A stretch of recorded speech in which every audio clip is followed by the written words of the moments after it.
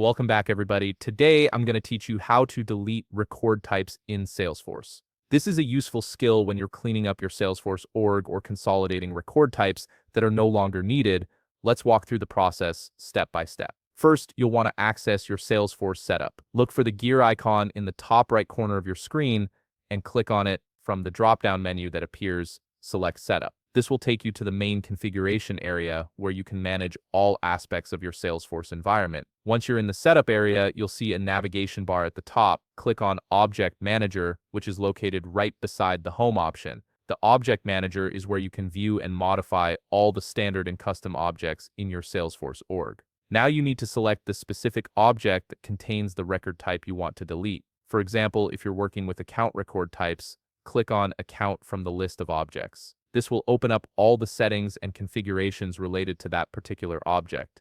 In the left sidebar, you'll see various options for managing your object. Click on Record Types. This section displays all the different record types that exist for your selected object, allowing you to view, edit, or delete them as needed. You'll now see a list of all the record types for this object. Locate the record type you want to remove, and on the most right column, click on the drop-down menu. From the options that appear, select Delete. This initiates the deletion process for that specific record type. A confirmation screen will appear to make sure you really want to proceed. Click Delete to confirm your decision. Salesforce takes deletion seriously, so this extra step ensures you don't accidentally remove something important. Here's a critical step. You'll need to decide what happens to the existing records that currently use this record type. Select a replacement record type from the Replace value on Records with drop-down menu. This will assign all affected records to a different record type. Alternatively, if you want those records to end up with no record type assigned, you can leave it as --none --.